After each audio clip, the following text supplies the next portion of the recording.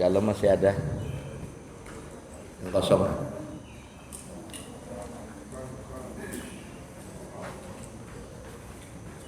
Ini kosong. Bismillahirrahmanirrahim. Assalamualaikum warahmatullahi wabarakatuh.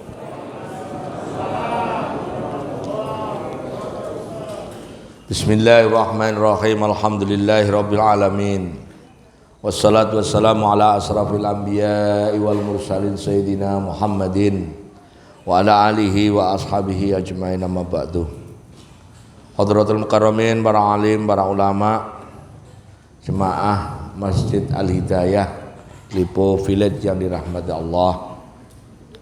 Alhamdulillah kita bisa ketemu lagi di penghujung tahun miladiyah 2021 di bulan Jumadil Awal 1423 atau 22 Pak Tri? 22 ya. Alhamdulillah, mudah-mudahan ikhtiar panjenengan semua, ikhtiar DKM dan juga doa-doa kita semua di setiap majelis taklim di masjid ini senantiasa diiringi dengan turunnya rahmat dari Allah Ta'ala. Yang punya utang lunas utangnya, yang punya masalah selesai masalahnya, yang punya hajat apapun dikabul oleh Allah Ta'ala, yang mau haji mau umroh insyaallah dikabul oleh Allah Ta'ala. Amin ya rabbal alamin. Salawat serta salam marilah kita sanjungkan senantiasa kepada manusia mulia baginda Nabi besar Muhammad sallallahu alaihi wasallam, yang sunnah-sunnahnya kita hidupkan, sunnah-sunnahnya sekuat tenaga kita ikuti. Mudah-mudahan itu adalah tanda cinta kita kepada beliau. Man ahya sunnati faqad ahabbani wa man ahabbani kana ma'i fil jannah. Al hadits atau kama qala. Hari ini kita ngaji masih kitab Sulam Taufik. Hari ini kita akan membahas bab sholat jamaah dan sholat Jumat ya.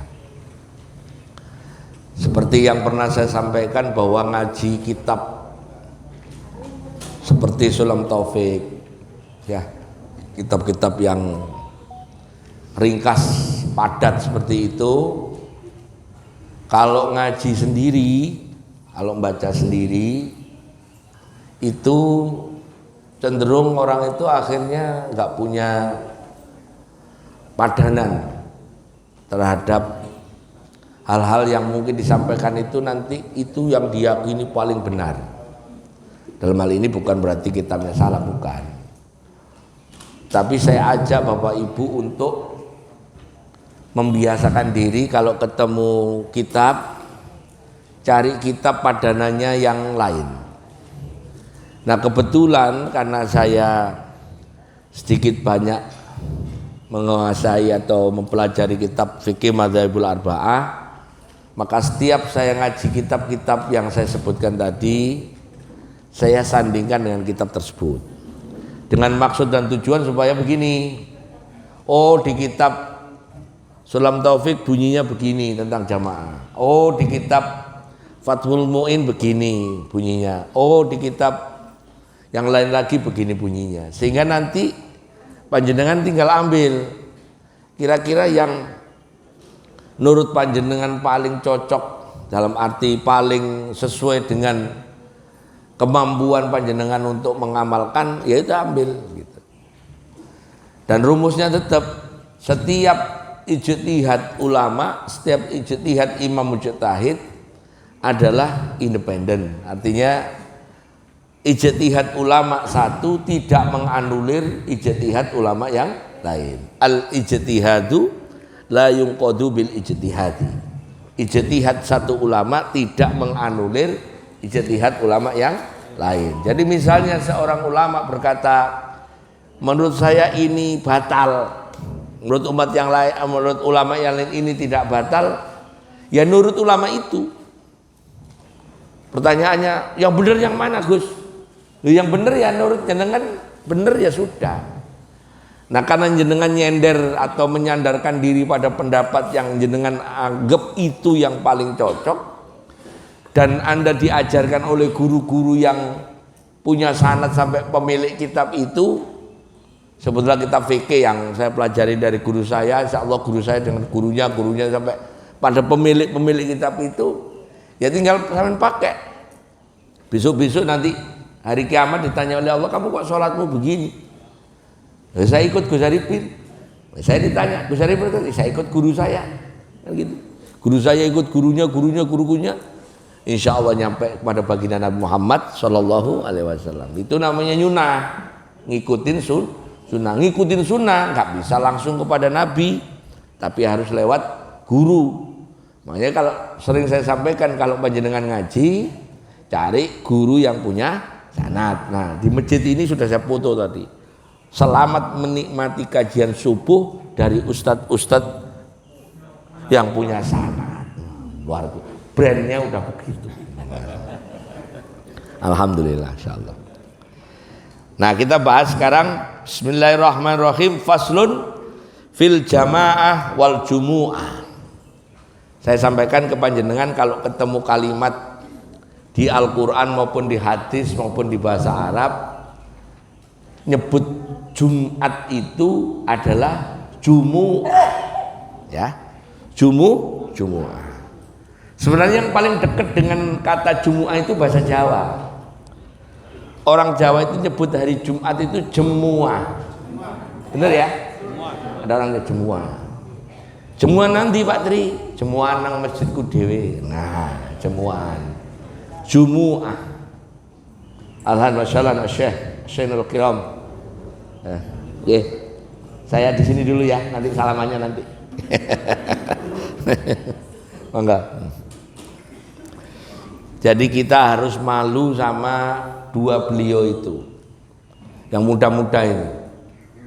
Beliau itu rumahnya jauh aja mau datang, masa sampai yang muda-muda nggak ngaji. Dan saya kalau ketemu beliau ini malu, mau nggak kesini tuh malu saya. Nah, kayak gitu, sudah pakai tongkat Nabi Musa gitu masih mau datang.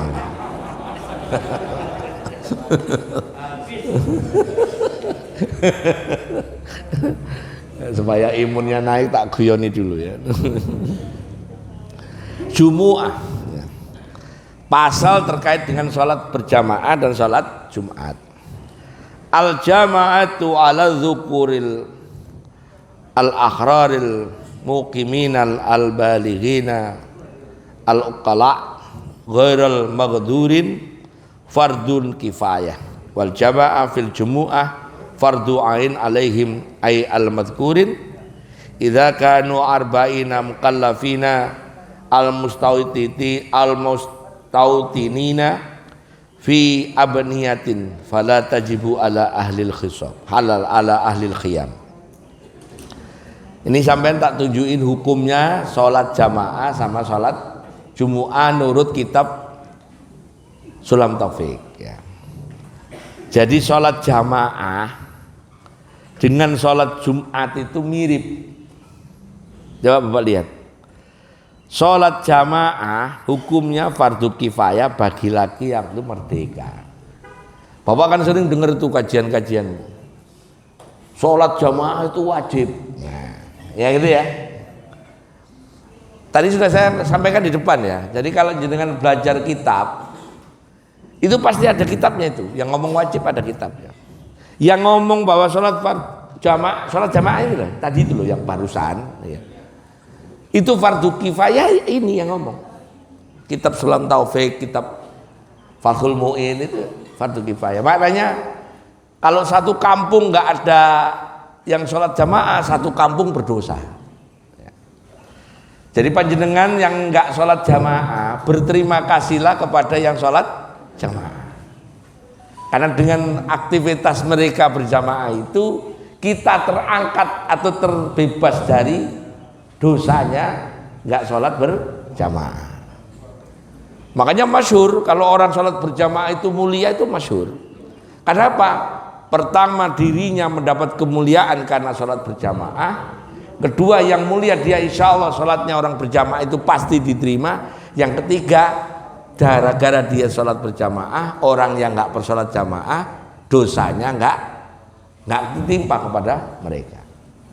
Namanya sholat jamaah itu hukumnya fardu kifayah. Begitu juga sholat Jumat. Sholat Jumat juga fardu kifayah. Fardu ain. Sholat Jumat fardu ain, sorry. Bagi laki-laki. Nah, nanti kita bahas siapa orang yang boleh tidak sholat Jumat. Di antaranya adalah orang sakit, musafir dan sebagainya. Nanti kita akan ketemu bab, misalnya panjenengan pernah ngaji, hukumnya makruh bepergian atau musafir hari Jumat. Bahkan ada kitab yang mengharamkan bepergian hari Jumat. Loh terus gimana Gus wong kerjaannya hari Jumat keluyuran? Nanti dirinci. Jadi jenengan kalau ketemu kitab seperti itu ya pasti ada penjelasannya. Nanti babnya ya. Jadi sholat jamaah itu hukumnya fardu kifayah bagi laki-laki yang merdeka, mukim, balik, berakal sehat, tidak udzur. Tidak udzur itu adalah orang yang tidak ada keterpaksaan. Sering orang menggunakan kalimat udzur itu cenderung diartikan orang tua. Saya nggak setuju. Pak, orangnya nggak bisa datang. Kenapa? Sudah udzur. Ternyata setelah kita cek orangnya sudah tua. Udzur itu tidak hanya nimpa orang yang sudah tua, anak muda pun bisa udzur. Udzur itu terpaksa mananya. Contoh, anak muda yang udzur. Anak muda habis main bola kakinya kecekluk, cuklek. Cuklek itu apa ya? Patah. Kok tergilir, cuklek patah. Nah dia jadi udzur, nggak bisa kemana-mana. Geletaan yang di atas tempat tidur, nggak bisa kemana-mana. Masih muda tapi sudah udzur. Lah udzur yang karena diperbolehkan oleh syariat disebut udzur syar'i. Ada nggak udzur yang nggak syar'i? Ada. Saya kasih contoh ya. Salah satu udzur itu adalah sibuk yang amat sangat. Terus sampai diajak ngaji yuk. Hari ini waktunya Gus Arifin. Aku rodok serak, rodok greges. Nah, ngomongnya begitu. Wis titip salam ae nang Gus Arifin. Kalau titip salam wis umum. Nek nitip amplop masuk akal. Nitip salam wis umum itu. Bahasa basi tok ya. Nitip amplop, nitip opo kayak gitu loh. Amplop kosong. Udzur jadi. Apa ini beliau berdua ini secara teori boleh mengambil udzur. Nih beliau ini. Udzur ya Bu ini. Ya, bukan karena tuanya, karena keterpaksaan beliau ini. Udzur. Hah? Boleh. Pak mau mulai Pak. Ya, beliau mau main yang kayak ini masuk kebangetan kata kakaknya.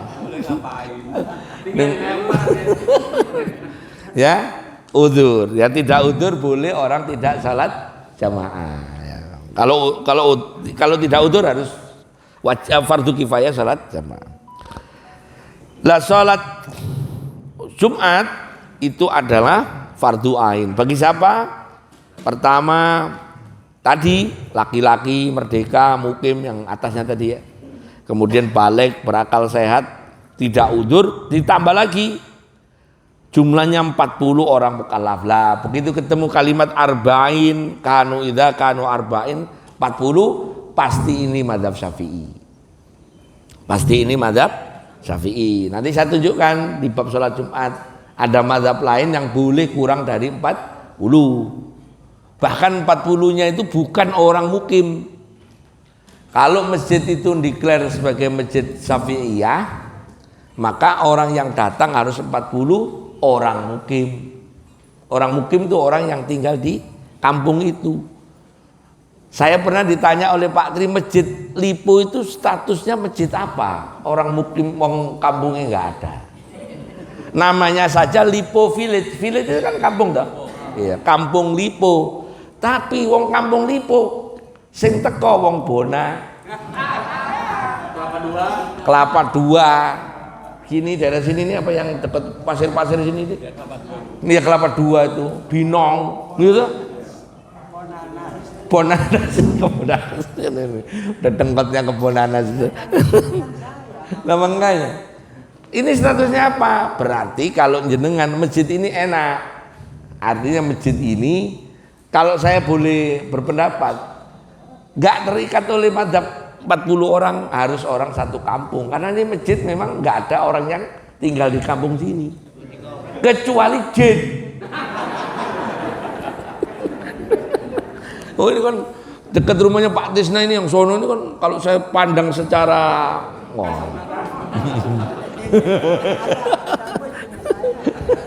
Yang sono itu loh, wah ini kan banyak nih. Gue masih jinnya banyak ini. Jangan salah, ini yang jinnya pada ketawa-ketawa di sini nih, dengerin ngaji saya ini. Nggak usah khawatir, mereka baik-baik. Ya gitu ya. Jadi berarti kalau seandainya nih mohon maaf, misalnya ini kayak kasusnya masjid ini masjid ada kampungnya, nggak ada kampungnya ini. Nggak ada. Kalaupun ada kampungnya, agamanya bukan Muslim tuh di atas. Ya kan? Kampungnya nggak ada yang.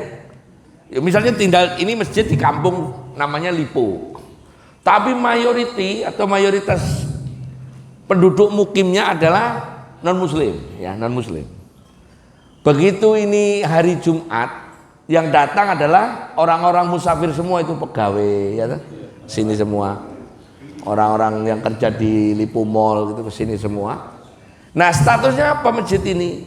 Ya masjid, tapi bukan pakai basisnya pendapat madzhab Syafi'i.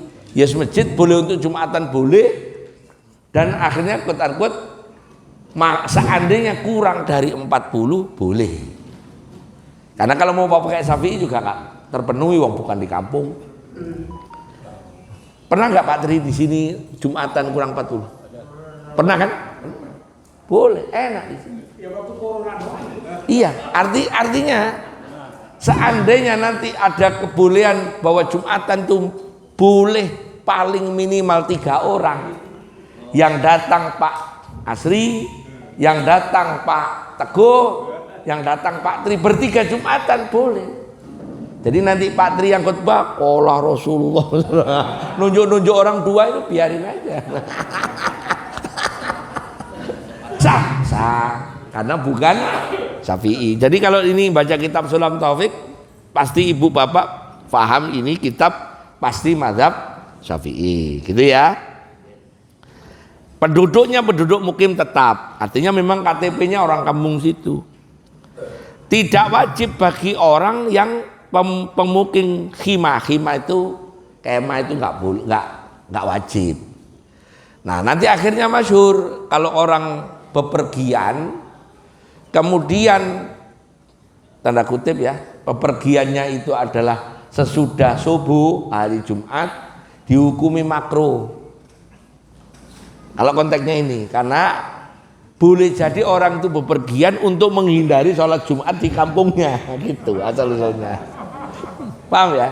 Jadi kalau jenengan kok dimakruhkan hari Jumat bepergian itu kenapa?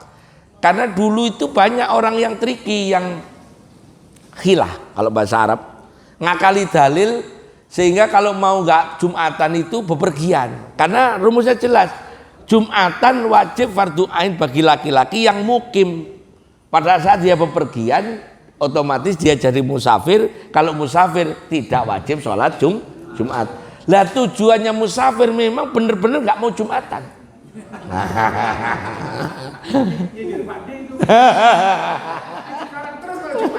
Jadi kalau Jumatan bilang izin ke Cikarang, ke Liponya aslinya Lipo Karawaci, tapi begitu Jumat ke Lipo Cikarang ya gitu.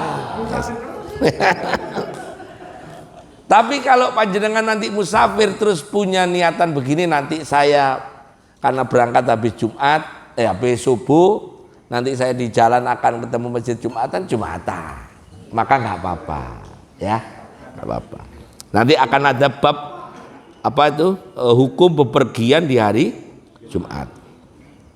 Wa tajibu alaman nawal al iqamah indahum arba ayamin sihahin.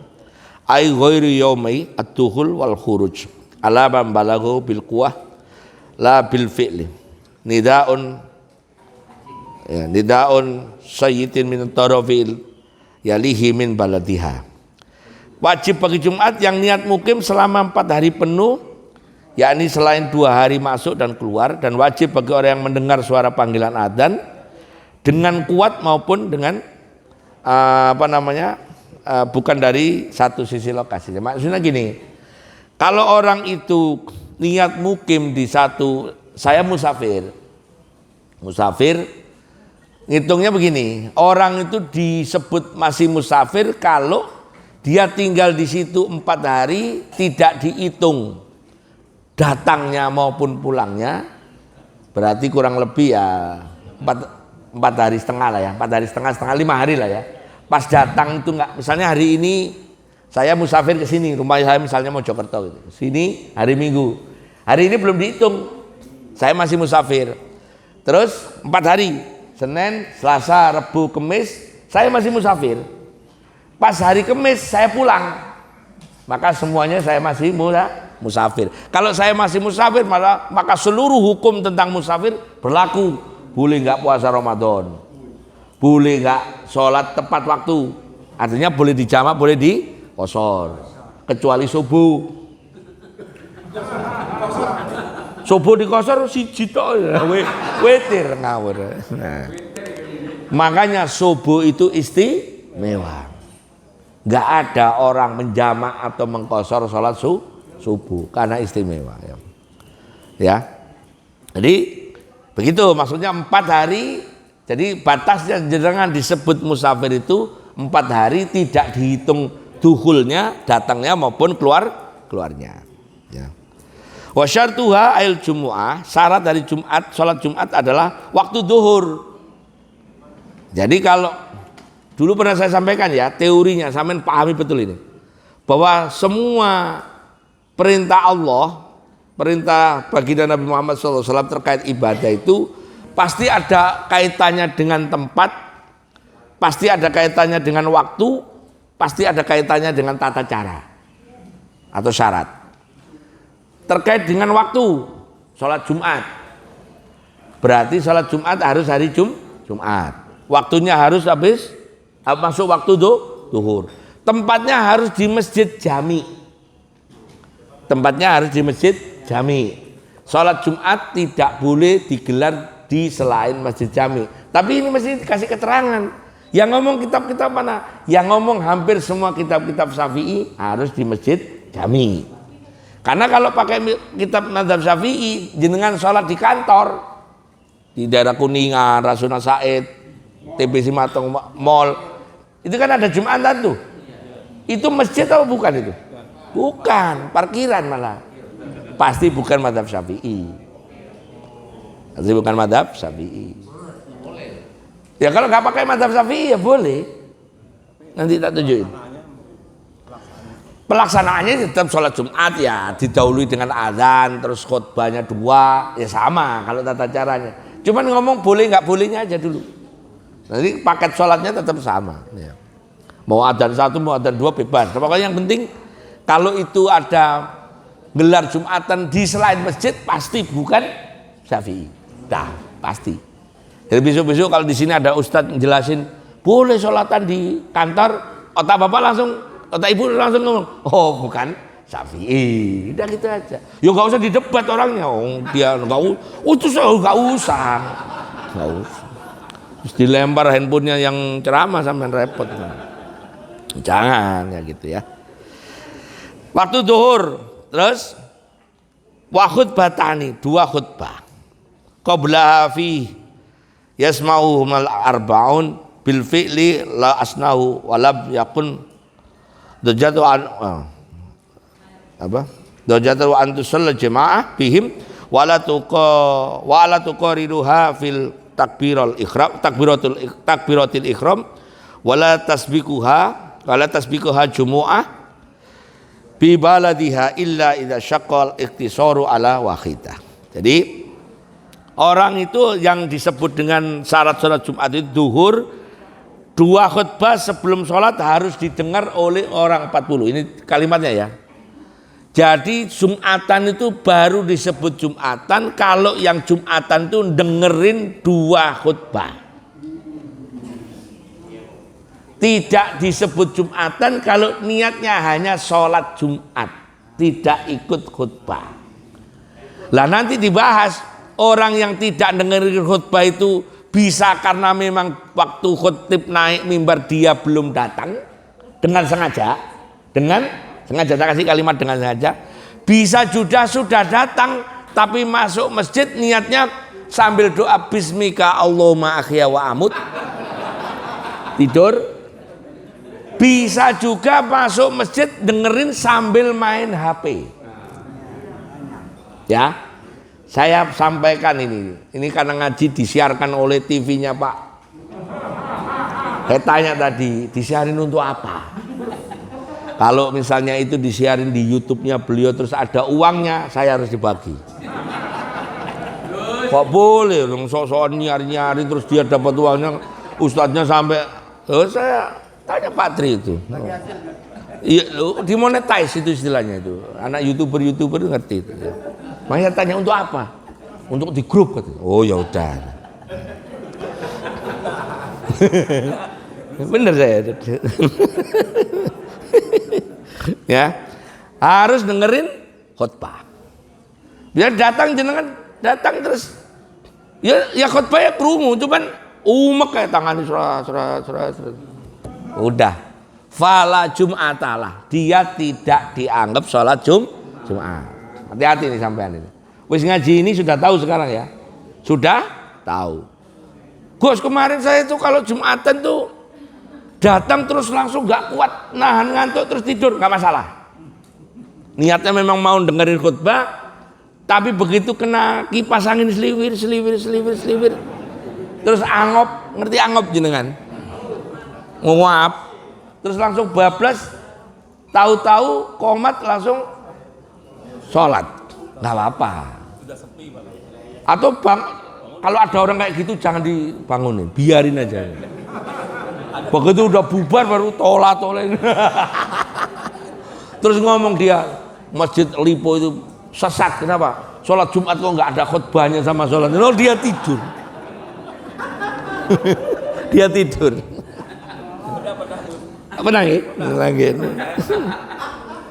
Saya ulangi, nggih. Jadi kalau orang laki ini biar ibu ngingetin suaminya aja. Pokoknya kalau Jumat syaratnya harus dengerin 2 khutbah. Ini semua madhab. Dengerin 2 khutbah. Perkara sampai di sini nggak kuat nahan kantuk itu soal lain. Tapi jangan pernah punya niat aku tak Jumatan itu nggak boleh. Saya punya jemaah itu kalau berangkat Jumat itu lebih pagi. Kalau bahasanya Pak Teguh itu gasik. Ternyata alasannya itu sederhana. Saya tanya, sampean kalau hebat banget bisa Jumatan pagi. Dulu ini khotibnya loh. Khotibnya itu kan biasanya mepet-mepet baru datang. Biasa khotib kan begitu. Sambil kok bisa datang lebih baik. Alasannya apa? Daripada di rumah berbeken tuh apa? Bising diomelin bininya. Yo berangkat pagi ke masjid. Ada nggak di sini yang begitu itu?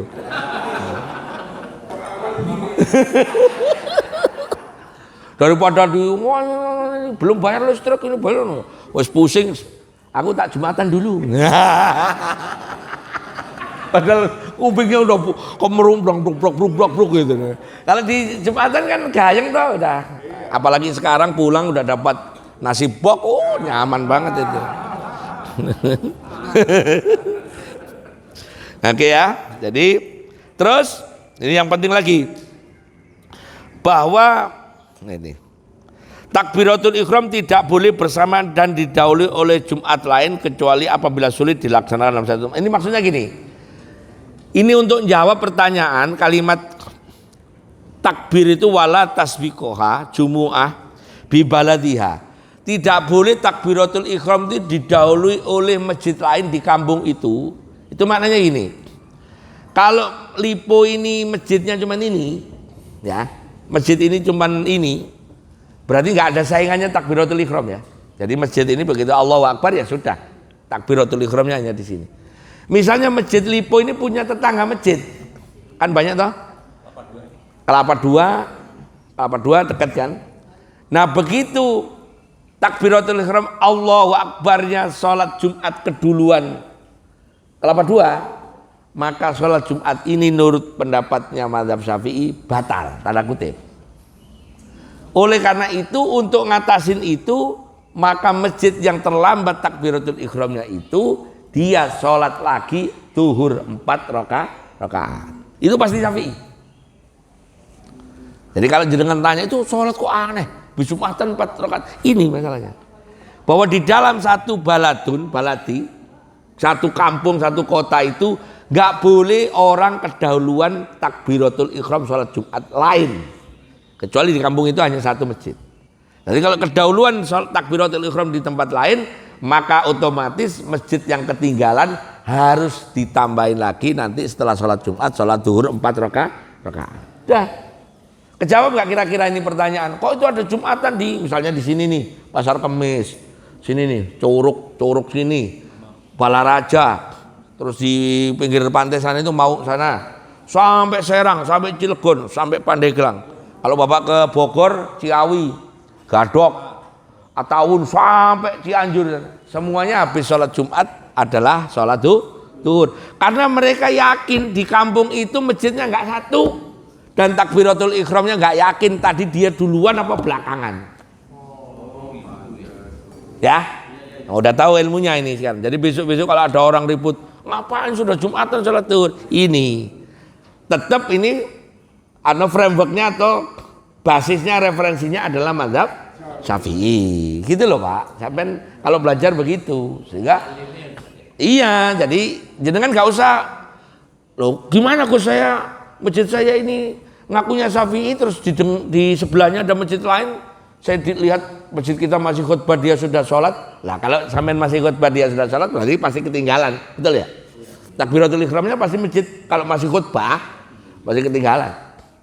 Makanya rata-rata masjid-masjid di kampung yang memakai mazhab Syafi'i khutbahnya pendek-pendek. Tahu tujuannya? Supaya bisa takbiratul ihram duluan. Bisa juga. Saya kalau masjid-masjid yang kayak masjid ini kan masjid gede ya, ini masjid gede ya, amplopnya juga tebel, agak lamaan dikit khutbahnya. Kalau yang 200, 100 itu rukun khutbah, Allahu Akbar lil muslimin wal muslim.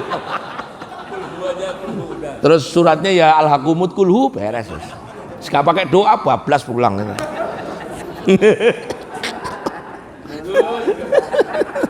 Enggak lah, Pak Mahfud itu kan ngarang-ngarang.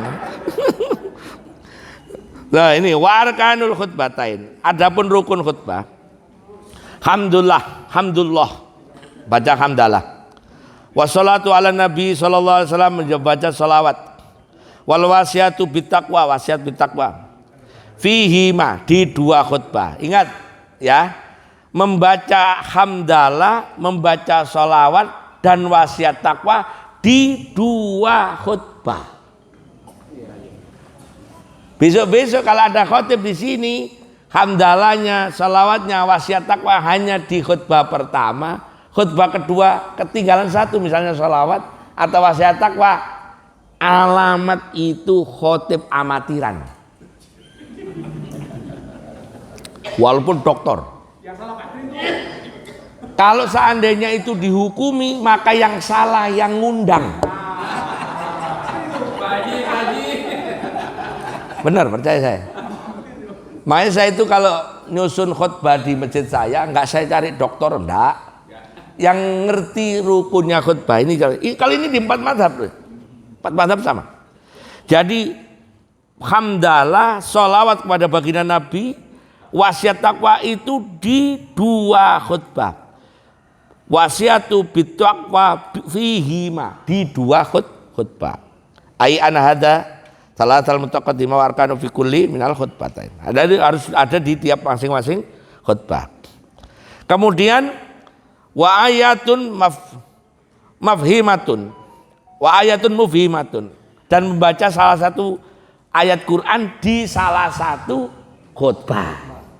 Makanya biasanya kalau dia nggak baca ayat Quran, biasanya sebelum aku qouli hadza di khutbah pertama itu dia baca a'udzubillahi minasyaitonirrajim bismillahirrahmanirrahim wal 'ashr. Nah, gitu. Baca surat yang paling pendek supaya terpenuhi nanti di salah satu ayat Quran tetap dibaca di salah satu khutbah. Misalnya lolos di khutbah pertama, ditutup kedua, innallaha wa malaikatahu yusholluna 'alan nabi. Ayat bukan itu? Nah, iya sudah dapat. Berarti ini profesional. Kalau sampean mau lihat khotib yang profesional, Bapak kapan-kapan kalau saya khutbah, Bapak lihat susunnya. Saya khutbah itu mulai SMA. SMA saya khutbah. Abah saya nyuruh, khutbah. Abah saya, Pak D saya nyuruh, khutbah. Nah, karena ngerpek santai aja saya, pakai bahasa Jawa. Ngerpek itu baca bukunya itu, karena masjid-masjid di Jawa itu di mimbarnya itu pasti ada kitab kecil itu khutbah 1 tahun. Misalnya ini Jumadil Awal, Jumat ke-3 kemarin, lihat Jumadil Awal, Jumat ke-3, ya udah itu setahun. Karena masjid itu bertahun-tahun kitabnya itu saya hafal. Begitu maulid mesti ngomong iki. Kalau anak-anak cerdas kan begitu ya. Kalau nggak cerdas sih nggak biasanya. Ya. Nah, jadi yang wajib di dua khutbah apa? Hamdalah, salawat, terus wasiat. Ini DKM ya. Mohon maaf, sampean titeni itu. Titeni itu apa ya? Ingat. Besok-besok kalau ada khotib misalnya di khutbah pertama lupa baca sholawat atau lupa wasiat takwa, Bapak harus ingetin pakai tulisan. Yang di sini, misalnya ini mimbarnya, kayak di atas. Pak Ustadz belum baca wasiat takwa, kasih not, lupa tak coret jadi khotib, amplop nggak dapat. Nah.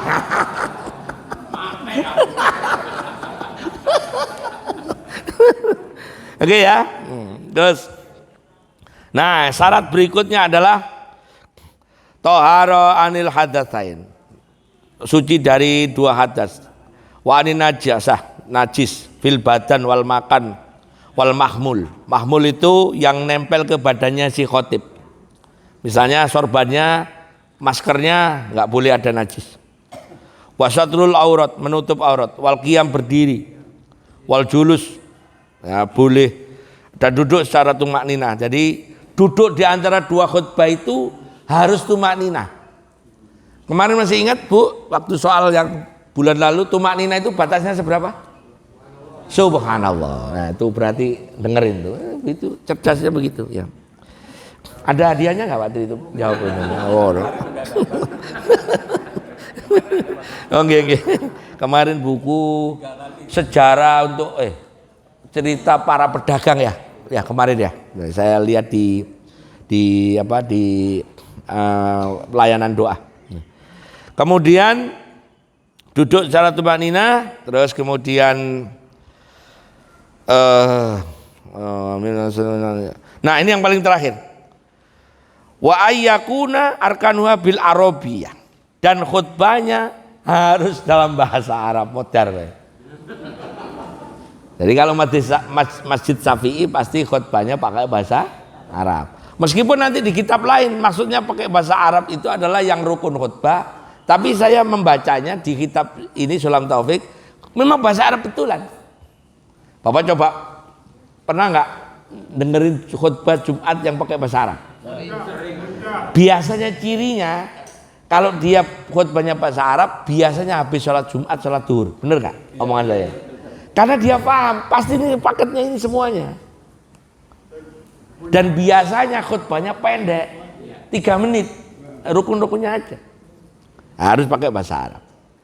Jadi kalau ini masjid ini khutbahnya kan campur-campur ya Pak Tria. Ya pasti bukan Syafi'i. Campuran. Nah, tadi wis kan wong kampung ning kene kadang-kadang sholatnya juga kurang 40, khotibnya juga campur-campur. Terus Pak Tri atau Pak DKM, Pak Teguh rapat. Gus gimana kalau pacar? Oh monggo, ayo pakai bahasa Arab. Wis yakin ngorok kabeh. Wis khotbah itu aja nggak bahasa Indonesia aja tidur, apalagi bahasa Arab tuh. Atau kalau salah paham malah langsung datang langsung amin, amin, amin dikira doa. Nah ini saya ringkes, dulu pernah saya kirim ke Pak Mahfud. Ini halaman 46 ini, rukun khutbah ya. Bapak bisa lihat itu. Ini minimal itu. Nah yang paling sering jadi pertanyaan, Gus, itu doa Allah maghfirlil muslimin, apakah harus Allah maghfirlil muslimin wal muslimat? Jawabnya enggak. Boleh doa yang kira-kira esensinya atau maknanya tujuannya adalah untuk kebaikan mukminin dan mukminat, muslimin dan muslimat. Contoh yang pertama, Allah maghfir lil mukminina wal mukminat, boleh lil muslimina wal muslimat dulu, lil mukminina wal mukminat boleh dulu. Al ahya'i minhum, al ahya'i itu ya. Al ahya'i minhum al amwat. Atau Allah ma'izal islam wal muslimin wa adil syirka wal musyrikin wansur ibadakal mu'ahid, terus boleh. Atau Allahumma firli ummati Sayyidina Muhammad, Allah marham ummati Sayyidina Muhammad, boleh. Pokoknya intinya mendoakan kaum muslimin dan muslimat.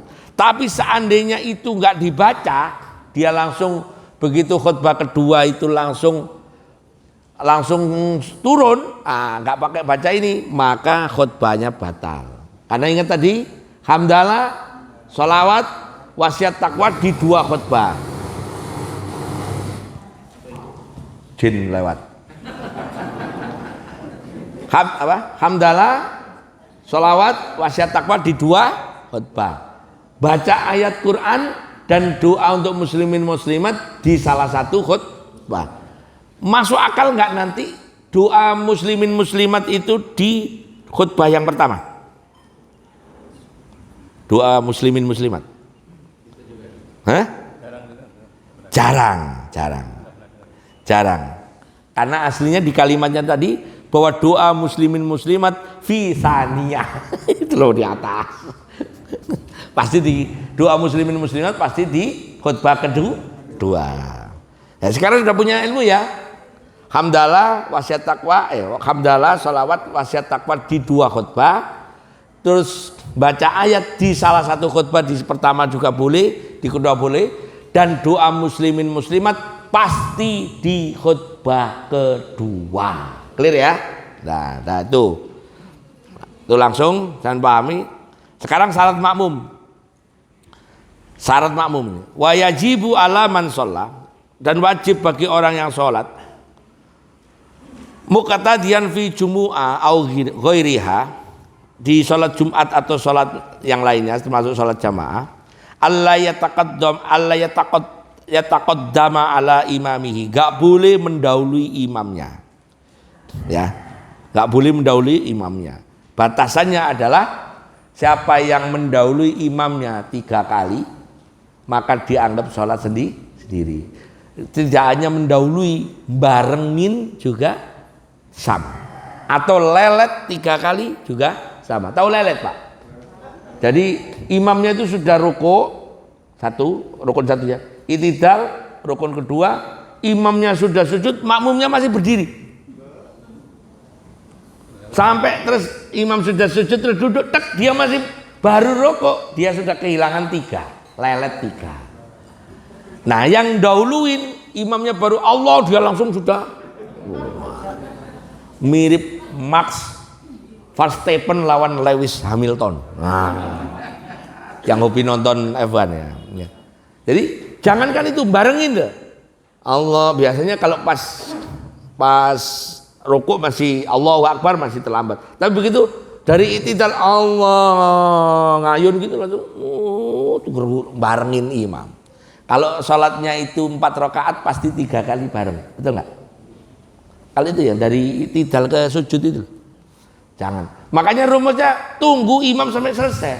Walaupun imamnya, mohon maaf kayak Pak Tisna, Allahu Akbar. Hah? Aku pernah tak sabar-sabaran nih, ojo disi. Makanya sekarang nggak mau, kalau saya datang nggak mau ngimami dia. Aduh, nggak tahu dia. Sami Allahu liman hamidah. Allah. Itu jemaah yang kuat-kuat ngayun blud gitu. Bisa sama. Begitu ya, suaranya begitu. Allah. Saya bisa duplikasi itu. Ya. Jadi kalau ada orang yang apa namanya menyamai atau mendahului maka batal atau terlambat. Bahkan ini bersamaan juga termasuk makro bersamaan kecuali imam. Kalau di sini makronya itu makro yang terlarang tadi ya, makronya yang terlarang. Wa yahrumu taqaddumuhu birrukni fi'li, dan haram makmum mendahului imam dengan satu rukun fi'il, perbuatan haram dulu. Wa tabtulu biruknain, terus batal kalau dua rukun. Jadi begitu ketiga tadi sudah dianggap batal ya. Wa kata ta'khuru bihima li ghairi qudrin, termasuk yang lelet tanpa udzur. Tanpa udzur tadi itu. Ada kan bisa jadi dia terlambat karena memang dengkulnya gemeter. Allah, enggak, saya enggak nuduh enggak, ada. Makanya masjid itu memang harus nyiapin kursi. Kayak di masjid Nabawi itu, masjid Karam ya. Ya untuk ini ya. Jadi mendahului dua rukun batal, terlambat juga batal, menyamai juga batal, kecuali ada udzur. Ada udzur. Memang berat ya untuk ngikutin imam. Terus yang berikutnya, wa iya'lama bi intiqalati imamihi, dia tahu perbuatannya imam, mendengar atau melihat perbuatannya imam. Ini nanti ditafsiri begini, boleh enggak sholat misalnya ini masjid, ini yang pohon apa itu, pohon kaspe, ketela pohonnya itu, ketela pohon itu lapangan, terus di sana ada rumah, ada lapangan lagi, kurang lebih kalau saya hitung ya 50 meter lah. Orang yang di sana mau ke masjid sini terhalang oleh pagar, dia ingin ikut sholat jamaah di sini, tapi yang di sana itu sound systemnya kedengeran, takbiratul ihramnya dengar, fatihahnya dengar, suratnya dengar, komando rukun malnya dengar, maka dia boleh sholat di sana. Boleh. Apa?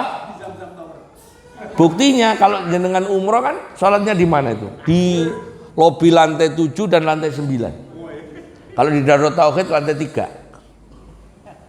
Allah, Abdurrahman sudah di sana. Ada yang enggak ada, orang-orang sini ada. Pas bareng umroh saya ada orang sini yang begitu ada. Ayo ke masjid. Udah sini aja panas. Pahalanya sama, begitu ngomongnya. Ustadznya didalili begitu. Kan. Nah, ini lagi nih. Ini supaya untuk jawab kemarin pas Covid. Wa yajtami'a fi masjidin aw thalathami'a dhira'an awala yaqulu bainahuma hailun yamna'ul istidrak. Ai tadi ya. Jadi bahwa dia bisa melihat makmum imam harus berkumpul di satu masjid, jaraknya 300 dhira'. Satu dhira' itu adalah 45 cm. Kalau saya kalikan 300 adalah 150 meter di sana. 150 meter dari makmum yang paling belakang, 150 meter yang sana kedengeran suaranya imam, dianggap satu tempat. Dan jemaah itu syaratnya adalah imam dan makmum mengumpul satu tempat dengan jarak 300 dhira' masih dianggap sholat berjamaah. Berarti di Zamzam Tower, di lobi sah. Wis alamat umroh meneh wis. Wis. Paling enak ngarepe toko. Allahu Akbar, ngelirik jam. Kopo karepe. Terus Tidak ada hail antara imam dan makmum dan bisa istitrok langsung lurus, gak ada penghalang. Artinya antara imam dan makmum gak ada penghalang. Yang permainan seperti tembok. Misalnya Pak Tisna ngimami di dalam ruangan sini, makmum sini gak boleh. Ya alasannya banyak. Jangan-jangan Pak Tisna cuma duduk Allahu Akbar sampai Allah. Makmumnya jungkir-jungkir, imamnya sambil senderan gitu.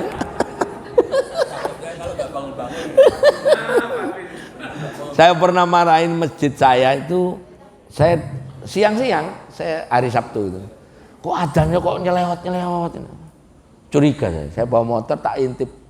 Tidur adzan sambil tiduran. Wah. Langsung tak, kamu masih mau kerja nggak? Begini, jangan gitu. Adzan itu makruh sambil duduk. Ya. Oke, lanjut niat. Nah, untuk sholat Jumat jenengan harus, kalau yang makmum harus berniat jadi makmum, ya. Dan imam berniat jadi imam. Kalau Jumat, khusus Jumat, kalau imam harus jadi niat imam, kalau makmum niat jadi makmum.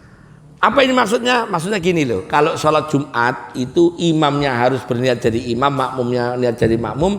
Karena di sholat jamaah, imamnya boleh niat gak jadi imam. Apa contohnya? Bapak, saya sholat, Pak Tisna tadi sholat zuhur, sudah dapat 2 rakaat. Saya sudah 2 rakaat, saya baru datang, berarti saya belum dapat rakaat. Pak Tisna salam, berarti saya jadi masbuk berdiri 2 rakaat. Datang Pak Tri nyenggol saya. Saya tadi niat apa tadi? Makmumnya Pak Tisna. Pak Tri sekarang makmum niat kepada saya. Saya tadi itu tidak niat jadi imam, nggak perlu dirubah niatnya, saya jadi imam, biarin aja.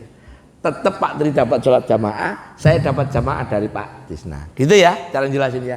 Makanya akhirnya masyhur, boleh orang sholat ikut imam asal sholatnya bentuknya sama. Yang nggak boleh itu imamnya sholat gerhana, makmumnya sholat maghrib, nggak boleh. Atau kayak teman saya, duhur Allahu Akbar, kok nggak roko-roko, oh ternyata sholat jenazah. Kalau kita lagi sholat sunat, orang ini gara-gara dengan ini begitu, asal bentuknya sholatnya sama. Masih nanya sholat sunat bagaimana? Kan sudah mikir. Sholat sunat itu sama nggak dengan sholat fardu bentuknya? Sama. Mikir.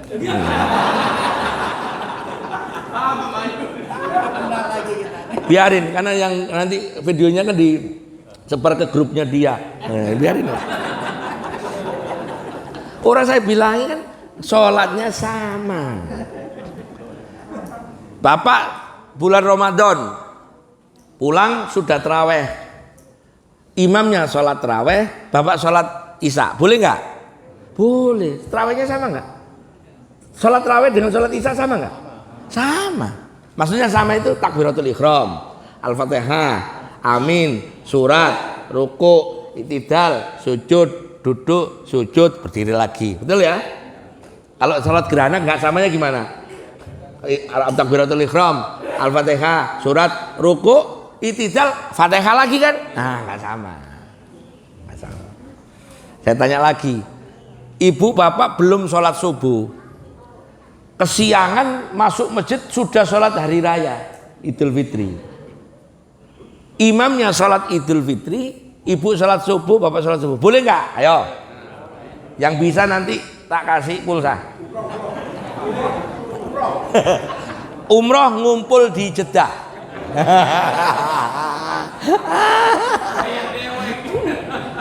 Ayo, boleh nggak? Yang boleh angkat tangan, yang nggak boleh angkat tangan. Yang tanya yang nggak boleh dulu. Nggak bolehnya kenapa? Sekarang saya tanya, takbir 5 di Maliki, 3 di Hanafi, 7 di Syafi'i itu wajib nggak di sholat Idul Fitri? Hah? Wajib? Sholatnya aja sunnah, masa wajib? Sampai tak ajari berpikir model-model begini nih, puyeng. Ayo saya tanya, sholat Idul Fitri imamnya, terus ada makmum masbuknya itu karena belum sholat subuh ikut jamaah sholat subuh, boleh nggak? Ya nggak boleh tadi. Sholat Idul Fitri itu nggak bolehnya karena beda kan maksudnya? Ya ada takbir. Sekarang saya tanya, takbir di Idul Fitri itu seandainya saya ngimami Idul Fitri nggak pakai takbir 75, sah nggak? Berarti sama subuh sama Idul Fitri.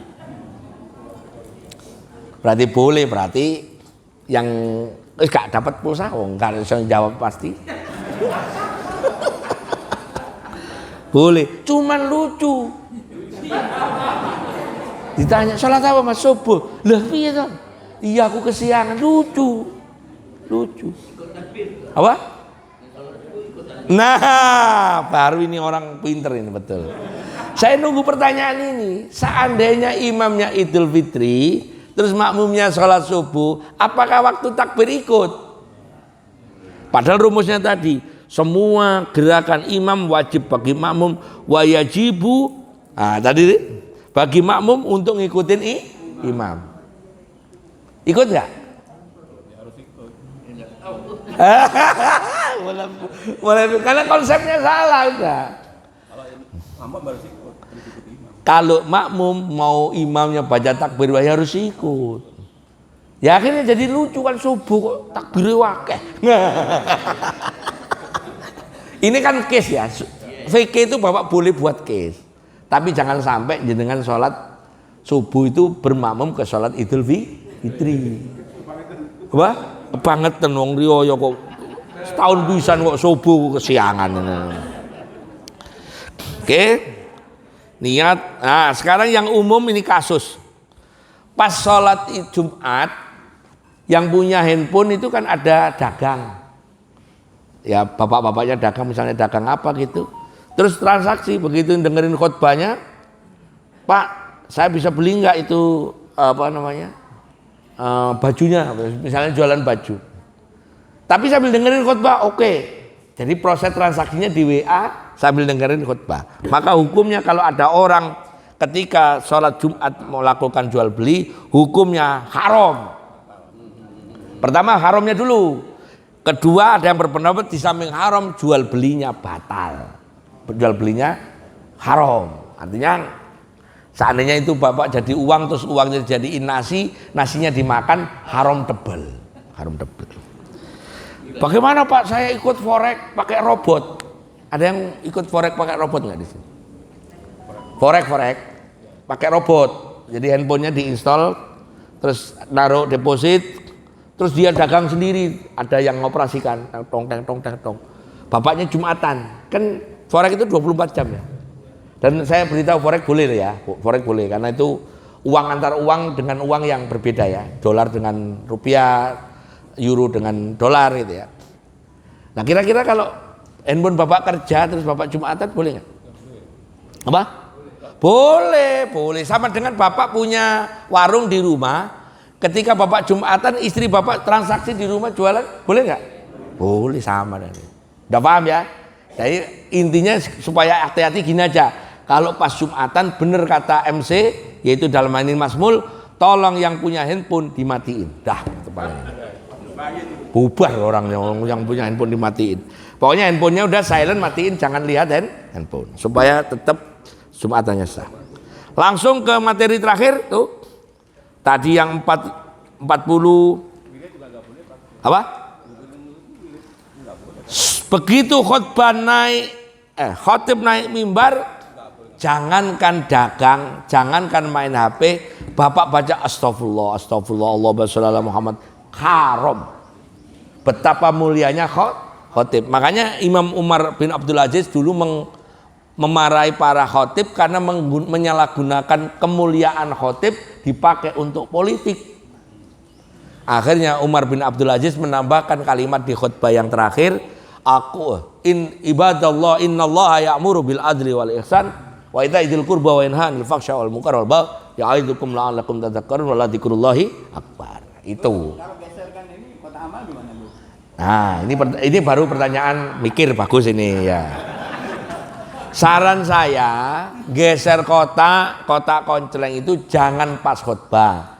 Kalau bisa setiap soft ujungnya sudah ada kotak. Begitu azan mulai atau begitu pengumuman sudah jalanin. Hah? Belum ada orang, berarti nyuruh satu orang di depan pakai kantong gede datang, ayo, infak.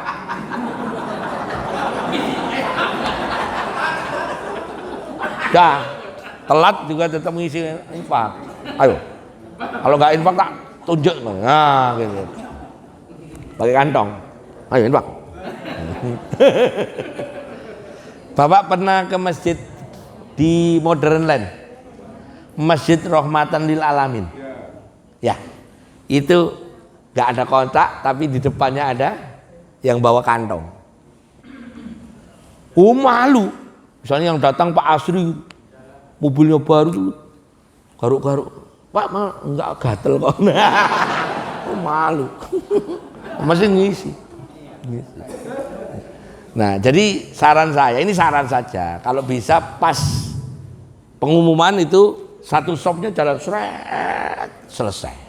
Khotbah udah nggak ada aktivitas masukin konseleng. Karena masukin konseleng itu mikir loh Pak. Tek, 1000, 5000, 50.000 lama aja. Terus nggak dengerin khotbah, mikir iki, wah iki 50 durung bayar token, 5000 parkir, 1000 wae. Udah gitu sok-sokan ditutupin begitu, saya udah tutupin begitu. Emang malaikat nggak tahu. Clear ya? Oke, itu Bapak bisa baca semua. Yang paling penting itu tadi. Imam sholat nomor 11. Yang 4 jumlah sholat. Nomor 9 dulu. Jumlah jemaah sholat Jumat, yang tabel Bu ya, halaman 50. Jumlah jemaah sholat Jumat 3 orang selain imam, berarti 4 ya Pak. 12 orang selain imam berarti 13 Maliki, 40 orang termasuk imam. Berarti itu Syafi'i dan Hambali. Clear ya? Jadi sholat Jumat bertiga dan 1 imam boleh ya? Boleh. Tapi pasti bukan Syafi'i. Udah gitu aja. Bila ada 40 orang musafir berkumpul mendirikan sholat Jumat, coba tetap konsisten Hanafi, sah. Maka masjid ini kalau saya pandang secara teori fikih ini bukan masjid Syafi'i tapi lebih dekat ke Hanafi. Karena semuanya musafir yang ke sini. Ya. Kemudian imam sekaligus imam bukan khotib. Kalau di mazhab Hanafi boleh, kalau di Syafi'i di Maliki tidak boleh, kalau di Syafi'i dan Hambali ada yang boleh, ada yang melarang. Tapi kebanyakan adalah imam adalah sekaligus khotib. Jadi biasanya dalam masjid-masjid tertentu itu khotibnya sendiri, imamnya sendiri. Ada di beberapa masjid di Bintaro itu begitu. Senang saya, senang mau khotbah aja senang. Kalau di masjid sini langsung, ya memang kontraknya begitu, nggak apa-apa. Nggak unit price. Ketika khotbah jemaah yang tidak mendengar, nih coba lihat. Nomor 12. Ketika khotbah jemaah tidak mendengar atau berbeda. Tidak mendengar alasannya macam-macam. Main HP, wiritan sambil mendengar atau distrak lah kalau pekerjaan lain. Maka di mazhab Hanafi yang paling longgar pun tidak boleh. Di mazhab Maliki wajib diem. Di mazhab Syafi'i dan itu mustahabnya itu kalau karena ngomong itu lagu. Ya sama juga harus diam ya. Ketika khutbah jemaah berbicara semuanya haram. Itu 4-4-nya. Ketika berkhutbah khotib ngajak bicara makmum. Pernah nggak ada khotib ini? Betul. Kita harus saudara-saudara kita harus taat pada Allah Taala dan Rasulullah. Betul. Coba kompak betul. Maka itu kalau mazhab Maliki masih boleh, mazhab Syafi'i boleh tapi makruh. Mazhab Hanafi, Hambali juga boleh tapi makruh. Cuman saya yakin itu khotib amatiran. Ngiranya khutbah adalah ceramah. Padahal khutbah dengan ceramah berbeda. Terus nomor 15, sholat Jumat dengan musafir untuk menggenapkan jumlah. Masalah nomor 9, di Syafi'i tidak boleh, di Hambali tidak boleh, Maliki Hanafi boleh. Misalnya di kampung Bapak punya masjid, masjidnya ngakunya Syafi'i, ada 39 jemaahnya, termasuk imam khotibnya udah datang. Kurang satu, nunggu ada orang musafir masuk, nggak boleh. Harus nyari orang mukim. Mukimnya harus balik, bukan anak kecil. Ya. Oke, hukum makmum masbuk mendapati 1 rakaat dianggap sudah dapat Jumatan. Kalau ketinggalan sampai salam maka dia langsung sholat zuhur. Penduduk kampung keluar kampung untuk mengadakan sholat di luar kampungnya. Menurut mazhab Syafi'i, Maliki, Hambali nggak boleh. Makanya masyhur di mazhab Syafi'i itu kalau orang kampung situ ya sholat Jumatnya di kampung itu. Pasti. Kalau yang kiri kan Hanafi itu. Kalau itu boleh. Misalnya Jumat pertama sholat di Istiqlal. Jumat kedua sholat di masjid mana? Nah itu sah di Hanafi. Tapi kalau di mazhab Maliki, Syafi'i, Hambali nggak sah, nggak boleh. Harus di kampung itu.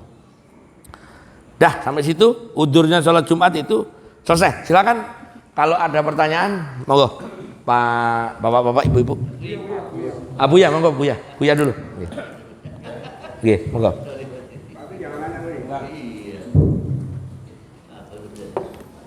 Oke. Waalaikumsalam warahmatullahi wabarakatuh. Monggo Buya. Nanti juga bulan Zulhijjah di sholat tarawih, imam tarawih boleh diikuti oleh Makmum sholat Isya, iya. Boleh, ya? Boleh. Itu bagaimana kalau tarawihnya 2 rakaat, kalau Isya 4 rakaat? Nah, gimana caranya? Iya. Oke. Udah itu aja pertanyaannya. Iya. Saya kerja pulang malam sampai di masjid, jemaah masjidnya sudah sholat tarawih. Begitu imamnya sholat tarawih Allahu Akbar, saya di belakang Allahu Akbar niat sholat Isya 4 rakaat. Begitu imam rakaat kedua salam, saya seperti sholat Isya masbuk, saya berdiri lagi ngelanjutin 2 rakaat sisanya. Jadi saya bermakmum ke sholat tarawih itu hanya 2 rakaat pertama. Clear ya? Clear ya Pak? Yang nggak boleh itu sholat Isya makmum ke sholat Idul Fitri.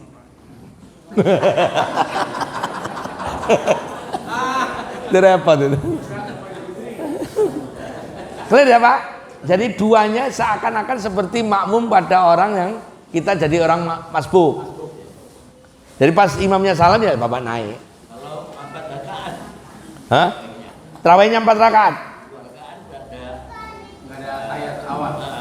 Boleh. Pas dia apa namanya? Pas dia misalnya kan rakaat di tarawih yang 4 itu kan rakaat kedua kan nggak duduk. Ya duduk dulu, yang sholat Isya duduk.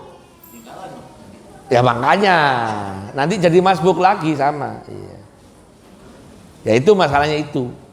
Tapi secara kebolehan boleh. Secara kebolehan boleh dan sah. Kecuali pas Bapak sholat Isya belum di masjid ada sholat gerhana bulan. Nah itu nggak boleh.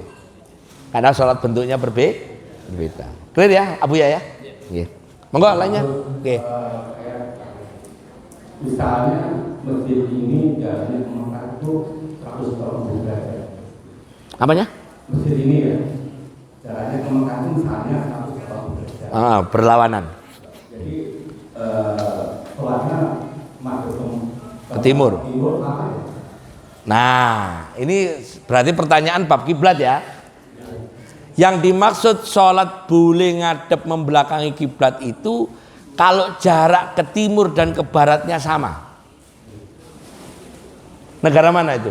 Yang jarak ke timur ke baratnya sama? Amerika. Dan yang tepat itu saya lupa nanti saya tunjukkan. Yang persis punggung-punggungan sama Ka'bah. Ini Ka'bah di sini. Terus Ka'bahnya itu kalau seandainya ini bola kan? Ini bulat begini. Ini Ka'bah di sini. Negara mana yang persis jaraknya kalau diukur ke timur ke baratnya sama? Nah, caranya membuat kiblat itu adalah ngambil jarak yang terdekat. Berarti kalau kita dengan Mekah ngadep ke barat itu adalah jarak terdekat, betul nggak? Tapi kalau ke timur terlalu jauh. Makanya nggak ada masjid ngadep ke timur kan di sini? Iya. Itu yang disebut dengan aturan ainul yakin, hakul yakin. Hakul yakin. Ainul yakin itu Bapak kalau sholat di dalam lingkaran Ka'bah di tempat tawaf harus ngadep Ka'bah. Bapak yang sholat di luar Masjidil Haram ngadep ke Masjidil Haram. Bapak yang ibu yang sholat di luar Masjidil Haram sebutlah di Jeddah ngadep ke kota Mekah. Kota Mekah. Kita yang paling jauh dengan Saudi ngadep ke kota Mekah. Sudah dianggap ngadep ke kiblat. Hakul yakin ngadep Mekah. Jadi masih meleset-meleset 1 derajat tidak masalah. Clear ya Pak? Ini sana nama ya, Pak. Barat timur paling yang paling dekat. Jarak kalau saya ngadep ke timur ke Mekah itu 5 kalinya. 5 kalinya. Kalau kita ke Mekah kan 9 jam ya dari sini. Oh nggih.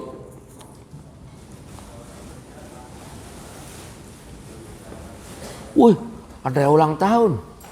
Oh iya. Nggih. Nggih, siap. Bunda siapa tadi? Nggih. Clear ya Pak Tri? Ya. Memang ada rencana ini mau ngadep ke timur. Saya khawatirnya ini karena permintaan Pak Ismail, udah ngadep ke timur aja. Toh sama juga ngadep Ka'bah. Aturannya sama ya, jadi ambil jarak yang terdekat. Clear, Pak. Gak usah pakai salam lah, langsung aja nih. Wah ini kebiasaan. Kayak nggak tahu saya waalaikumsalam, udah langsung nanya aja. Kayak nggak pernah ngaji aja. Kenapa lah? Terus? Menjadi musafir. Ya. Yang lebih penting itu kalau seandainya saya 25 hari, saya kesini suku diminta nak menjadi imam. Ya, oke. Dah? Yang berikutnya, kalau aku khotbah, kadang disuruh disiapin akwa di samping imam itu. Mungkin dia minum dulu. Iya. Sebelum imam aku boleh apa enggak? Oh, oke. Sekali lagi itu untuk alhamdulillah. Bisa ada ganti tindakan. Oke. Terima kasih warahmatullahi. Waalaikumsalam. Ini pertanyaan pertamanya gini. Beliau 15 hari di Bengkulu, 15 hari di sini di Tangerang. Oke, saya kasih ilmunya ya. Ini sampai supaya paham. Di teori tentang musafir itu ada namanya waton. Waton itu negara. Ada namanya waton asal. Ya, dan ada waton musafir. Waton asal itu syaratnya di situ ada keluarganya, di situ tempat lahir. Di situ ada keluarganya, di situ tempat lahir. Salah satu. Maka kalau ada satu tempat di situ ada keluarganya, garis miring istrinya, maka dia bukan musafir. Seandainya bapak ini istrinya ada 2, ya. Satu di Bengkulu, satu di Tangerang, selamanya nggak akan pernah membolehkan jamak qashar. Makanya masyhur, memang boleh, kan istri itu sebenarnya cukup satu di Bengkulu, satu di Bogor, satu. Ibu ketawa. Nah, sekarang saya tanya, bapak lahir di Bengkulu, istri di mana? Nah, nggak boleh. Enggak, saya nggak nanya kok, nggak kuat. Enggak, saya udah tahu bapak istri satu. Siapa tahu nanti di Bogor ada nggak Makanya ngecek Bapak Pak Mahyudin ajak ke Bandung. Kalau di Bandung beliau nggak mau menjamak mengkosor, kemungkinan ada istrinya di situ. Kemungkinan. Jadi berarti Bapak nggak pernah boleh menjamak mengkosor. Ngimami pertanyaan tadi sudah langsung boleh. Gampang tuh jawabnya? Mikir. Clear ya? Waton asal itu dua kuncinya. Tempat lahir dan istrinya ada di situ. Kalau Bapak mau musafir, istrinya Bapak pulangin ke Bengkulu. Di sini cari istri lagi.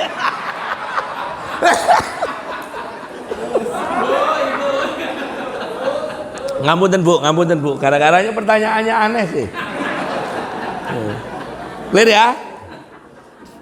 Ini seandainya istrinya beliau di Bengkulu, beliau 15. Ini tak rubah pertanyaan enggak.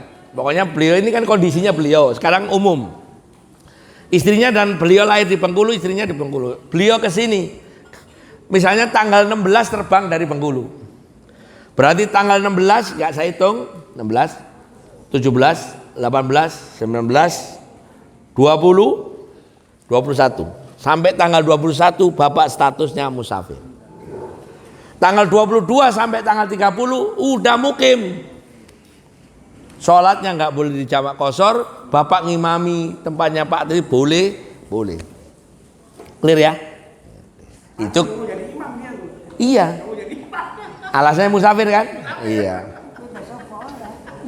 Apa? Ya, itu kalau Syafi'i 4. Tapi kalau Hambali itu 15. Selain datang dan selain keluar. Udah. Itu musafir semua. Nah, biasanya terus aku tak Hambali aja. Clear ya? Oke. Udah kejawab. Sekarang khotib sebelum ngimami minum boleh. Jangankan minum, seandainya ada soto, makan soto dulu loh boleh. Jadi mohon maaf, ini saya kasih ekstrim ya, supaya Bapak paham tentang teori yang membatalkan sholat dan membatalkan khutbah. Yang membatalkan khutbah itu adalah ketika khutbah makan dan minum.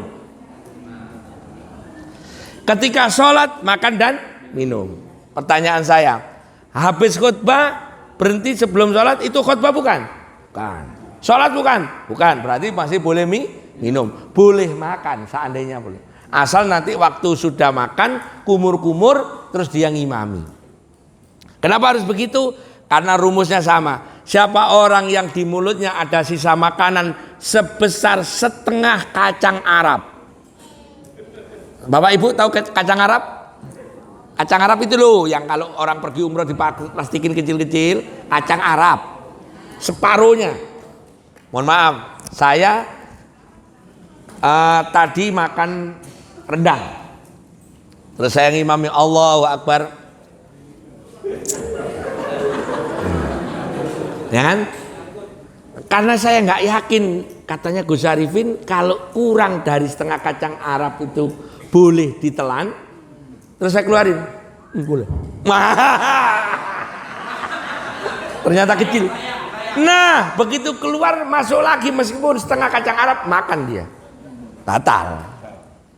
Tapi kalau Bapak udah yakin dulu segini itu setengah kacang Arab langsung boleh. Tapi kalau segede kacang sukro itu, wah itu mah kacang Arab. Tahu kacang sukro ya? Nyulilit itu bolongan nyulilit itu. Atau sambil ngemut permen. Ngimami sambil ngemut. Wes batal. Clear ya? Jadi habis khutbah minum, terus sama Pak Tri disiapin soto nyoto, Pak Mumi kok gak komat ini. Oh, imami nyoto. Gak pantes. Tapi kalau secara ekstrim pertanyaan fikih, kalau soal-soal gitu kan dibuat gitu, boleh. Asal pas waktu ngimami nggak ada selilit. Clear ya? Berarti minum boleh ya? Tapi minumnya juga minuman yang halal. Minum bir juga nggak boleh. Ya. ngimami terus wala ana wala antum wala ana wala. Udah celeng dia. Clear ya? Oke, ibu-ibu apa tuh? Alhamdulillah dengan innal Sama saja. Coba Bapak baca. Coba tak tunjukin. Coba lihat yang syarat khutbah halaman yang atas tuh, yang kotak.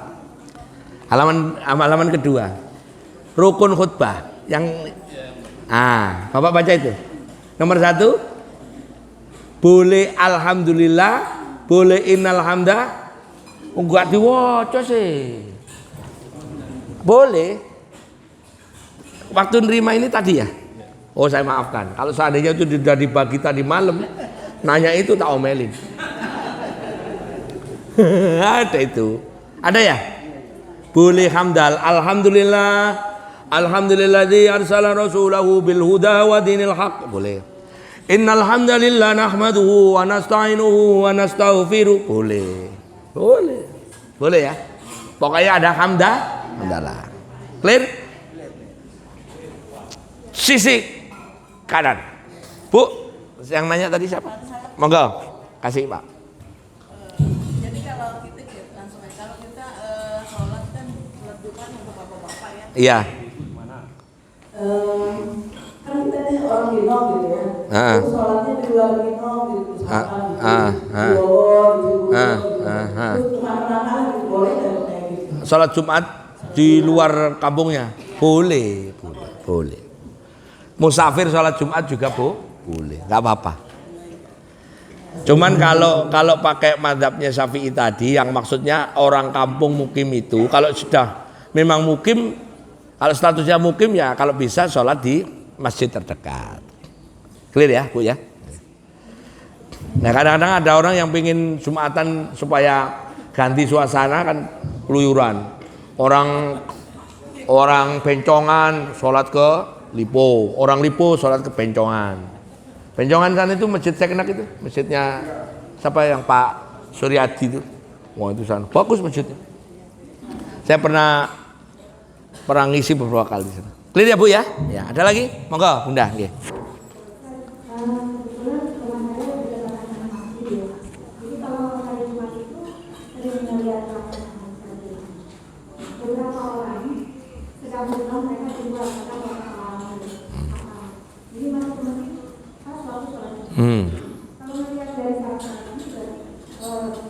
Nah, udah tahu jawabannya.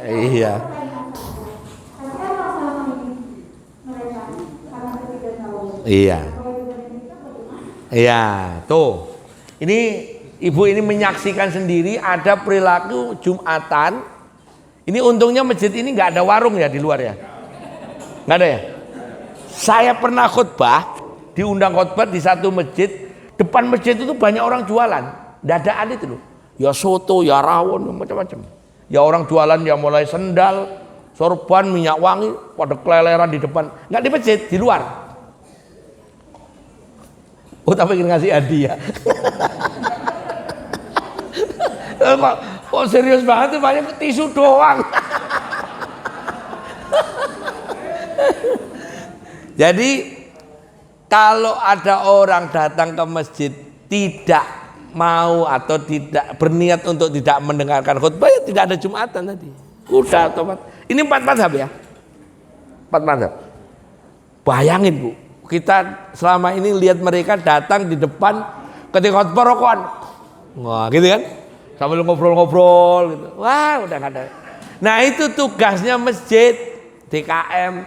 Bapak-bapak yang ada di luar, mohon maaf, ini sebentar lagi masuk salat Jumat, yang rokokan, yang matiin. Terus sebut aja dalilnya. Faman lago fala Jum'atalah. Kalau ini nanti begitu, maka bapak akan dapat salat Jumat. Jelasin aja. Diomongin sekali, nggak mau, 2 kali nggak mau, ya sudah tahu dia. Kalau seandainya dia belum tahu hukum, masih nggak masalah lah ya. Kan rumusnya masih ingat ya. Orang yang tidak tahu hukum adalah tidak ada hukum. Tapi itu bukan berarti orang itu terbebas dari hukuman, karena boleh jadi dia sengaja memang nggak mau tahu. Walaupun saya sering guyon, enakan nggak ngaji. Itu maknanya memang seandainya orang itu benar-benar nggak tahu betulan nggak apa-apa. Ya, memang enakan nggak tahu sih. Tapi kalau tahu kayak gini kan udah tahu. Jadi tugasnya ibu-ibu misalnya gitu, ibu omongin aja sama DKM-nya, Bu. Bagi jemaah yang masih di luar, sebentar lagi masuk waktu sholat Jumat, ngedukasi begitu susah, Bu. Susah. Iya, susah. Ya akhirnya nanti kalau DKM sudah memberitahu kan sudah lepas. Artinya DKM tidak DKM itu berat loh, Pak. Ada kayak gitu nanti seandainya ini mohon maaf nanti di yaumul hisab, kenapa kamu rokok di luar? Oh saya nggak diberitahu DKM. Satu kena, DKM diseret. Bener? Iya, udah yes kena. Terus khotibnya tadi lupa baca alhamdulillah wasiat takwa. Kenapa kamu? Loh DKM nggak gitu. DKM kena lagi. Wes gak dibayar kena terus. Tapi seandainya kalau DKM-nya itu ngaturnya bagus, pahalanya berlipat, masya Allah. Gitu ya Bu, kira-kira ya. Ini berkaitan sama ibu kalau itu sholat aja masalah pemisahan. Iya, Bu. Sebagian ada yang seperti ini, sebagian tertutup dengan doa. Nah saya pernah kejadian ketika imamnya salah di jemaah, karena kita tidak terima kebetulan suaranya namanya sedang rusak. Akhirnya kan posisi imam sedang apa kita nggak tahu. Yang aman bagi Oke. Baik. Ini saya kasih tahu ya, ini DKM ini sudah ngadop Syafi'i kalau sholat jamaah begini. Karena di Syafi'i itu kalau sholat jamaah perempuan masjid laki dan masjid, menyebutnya saya dulu masjid laki-laki dan masjid perempuan itu sop pertamanya laki-laki sama dengan sop pertamanya perempuan. Ini kan? Betul ya? Tadi begini kan? Iya. Enggak, di sini kan tadi? Iya. Artinya sopnya pertama laki-laki sama dengan sop pertamanya perempuan. Asal ini sah, bagus. Ini cara nyusun sop yang pertama. Cara nyusun sop kedua adalah nanti dibalik kayak yang di atas. Ini nanti klebernya, apa kleber ini? Ini ke sana. Jadi yang laki-laki semuanya di depan, yang perempuan di belakangnya ini. Boleh gitu. Begini boleh, begitu boleh. Yang jadi soal kalau seandainya itu antara laki-laki dan perempuan tertutup tirai sehingga perempuan tidak bisa ngelihat imam. Itu yang jadi soal. Rumusnya masih ingat ya? Imam dan makmum tidak boleh ada hail atau penghalang. Nah, tirai tadi menjadi penghalang untuk perempuan. Kebetulan penghalangnya yang berikutnya sound systemnya mati. Maka besok kalau ada sound systemnya mati terus kemudian ditanya, kenapa kamu sound system mati? DKM lagi dipanggil. Perasaan kok bertubi-tubi. Guyonannya saya. Jadi maksudnya gini, DKM ini udah bener Bu begini. Ibu kan bisa ngelihat saya kan tadi ya? Bisa. Udah bener segini bener. Cuman ada risiko juga sih. Pak Yudin ngelirik. Wah itu sih. Masalahnya itu aja. Ya namanya juga laki-laki kan ya. Jangan lihat tuanya. Jangan. Lihat mudanya. Clear ya Bu ya. Jadi kalau seandainya makmum terhalang kedengeran suara imam ini sedang apa, maka boleh ditafsiri secara satu tempat. Tapi ini ada kejadian luar biasa, sistemnya mati, terus harus ditafsiri. Ini tadi kira-kira berapa? Nah itu sebenarnya nanti dibahas di dalam bab. Makanya imam dan makmum harus ada istidrok. Harus tahu persis gerakan imam, suara imam. Makanya imam yang bagus itu tidak selalu mengandalkan sound system. Imam harus suaranya lantang. Tadi kan sistem pas kan sempat mati. Tapi saya yakin suara saya sampai ke belakang. Karena menggunakan tenaga dalam.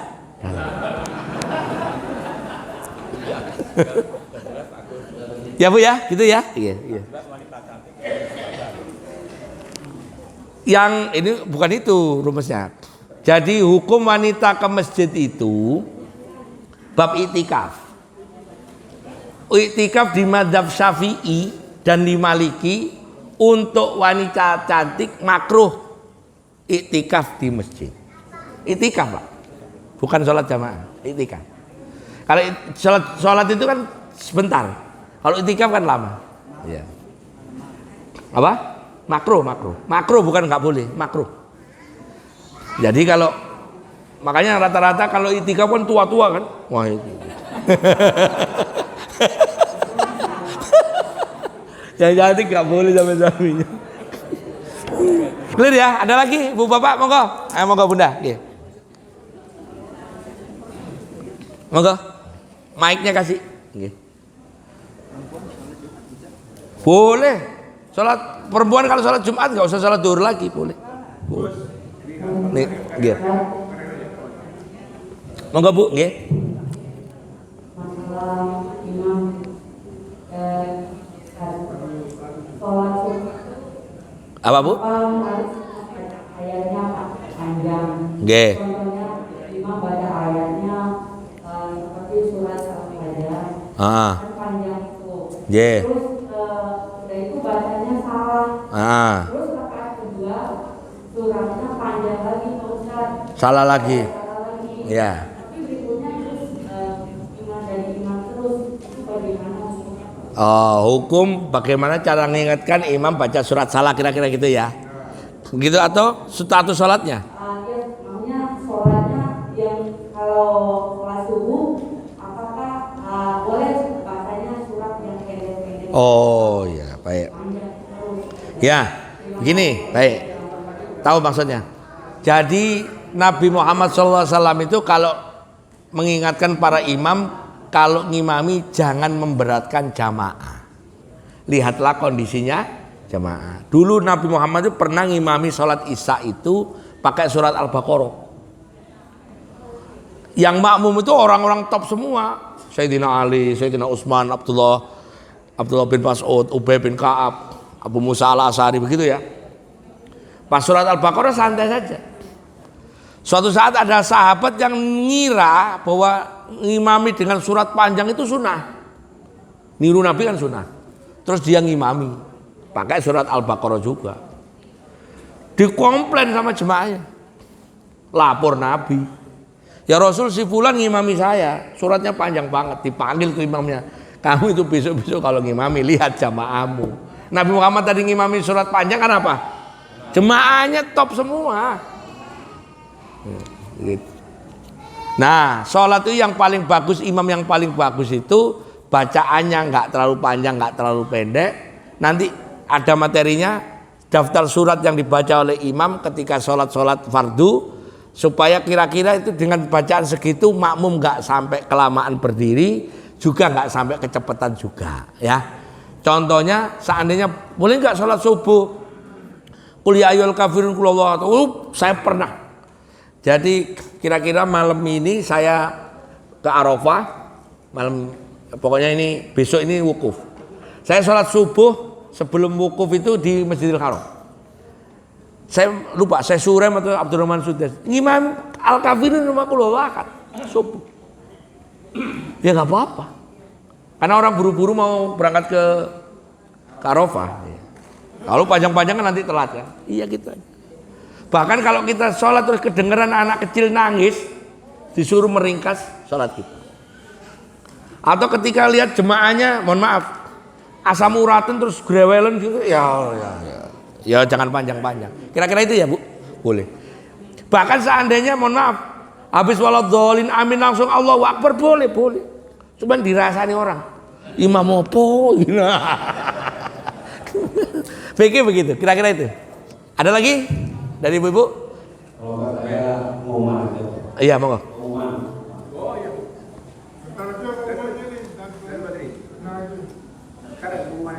Pengumuman belakangannya nih. Ini pertanyaan. Nggih. Itu kalau sebelum waktu dimulai kan bilang Idza qulta li sahibika yaumal jumu'ati ansit fal imamu yahtu faqad lal gaud ansitu wasma'u ya. kalau diterapkan di sini baik atau tidak. Oke. Bilal membuat tanbih ya itu, peringatan itu baik. Jadi saya kalau mau khutbah di masjid saya, Bapak lihat masjid saya aja lah. Masjid saya di sini. Begitu habis adzan pertama, di sini kan nggak ada adzan pertama. Silakan, ini sudah masuk waktu Jumat, silakan sholat 2 rakaat. Apa sih masalahnya? Langsung adzannya kenapa sih? Pakai pengumuman itu malah bid'ah banget itu. Nabi Muhammad dulu nggak pernah ngumumin atau sahabat, saudara-saudara ini sudah masuk zuhur, silakan, malah nggak pernah ada. Malah adzan ada, Utsman. Adzan sebelum adzan masuk waktu zuhur itu ada. Kalau ngumumin, bapak-bapak mul biasanya yang ngumumin di situ. Sudah masuk waktu zuhur, silakan sholat qobliyah Jumat. Apa ini? Cuman karena saya diundang ya posisi saya nggak enak, siapa tahu nanti pulang nganggur kan nggak enak juga. Jadi maju saya, ini saya omongin sekarang. Kalau mau begitu tetap harus ada adzan pertama.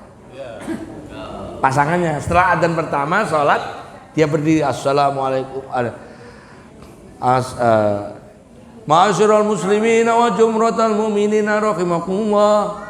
Ruwiya Nabi Hurairah radhiyallahu anhu qala Rasulullah sallallahu alaihi wasallam idza qulta li sahibika yaumal jum'ati ansit wal imamu yaktubu faqad lalghut ansitu wasma'u wa ati'u rahimakumullah. 1. Ansitu wasma'u wa ati'u rahimakumullah. 2. Ansitu wasma'u wa ati'u rahimakumullah la'allakum turhamun. Tongkatnya dikasih gletek. Allahumma shalli ala Muhammad dok. Allahumma shalli ala Muhammad dok. Itulah di kursi di tangganya di yo gak dok gitu ya, pokoknya biarkan dengeran bahwa imamnya jalan dok 3 kali itu kan pas, makanya tangganya 3. Terus sudah selesai, tongkat yang di kanan dipindah ke kiri, megang assalamualaikum, gede-gedekan gitu.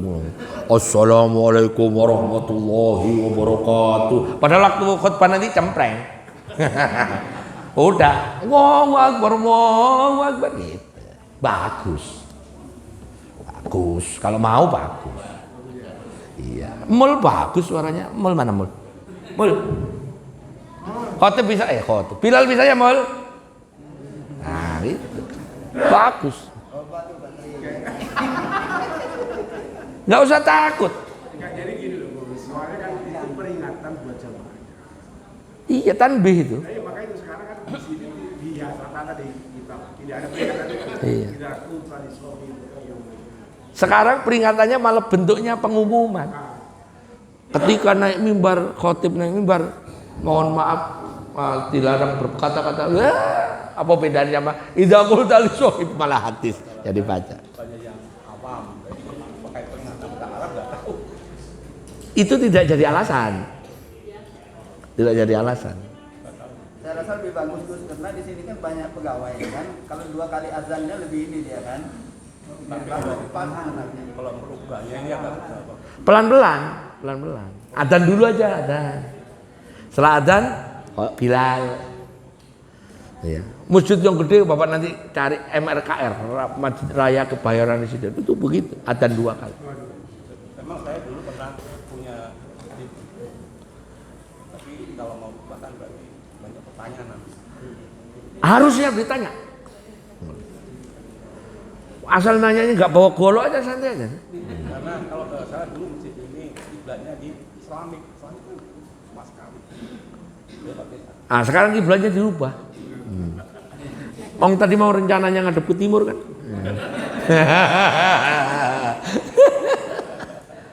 Ya cobalah, pokoknya yang penting itu bagus dan itu sudah terbukti. Jemaah di masjid saya itu nggak ada orang memegang handphone, nggak ada. Jadi baca hadis itu. Pertama itu, kedua ya waktu di depan sudah diberitahu bahwa di pengurusnya sini galak-galak Pak, jangan main handphone nanti dibanting gitu.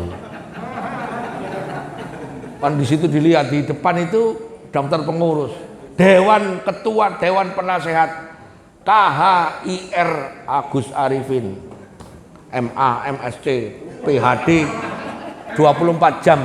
PhD itu loh, Petahat Delivery.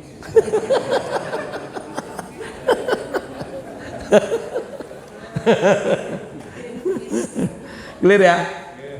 Monggo Pak Tri ngumumin. Ini mau ngasih apa ini? Hadiah apa ini? Habis ini kita doakan untuk Randy Eka Pratama bin Nanang ya. Nanang ya Bu ya. Nggih. Nanang siapa? Nanang Soherman, ya Nanang S. Ulang tahun ke-32, nggih. Mohon sanggup ngembet ngemban amanah. Ngemban amanah, sabar dan seterusnya. Oke, siap.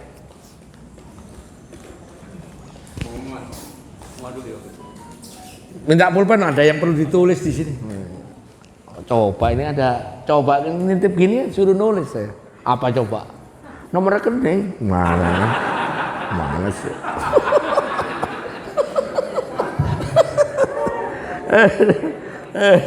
Gak percaya sampai itu.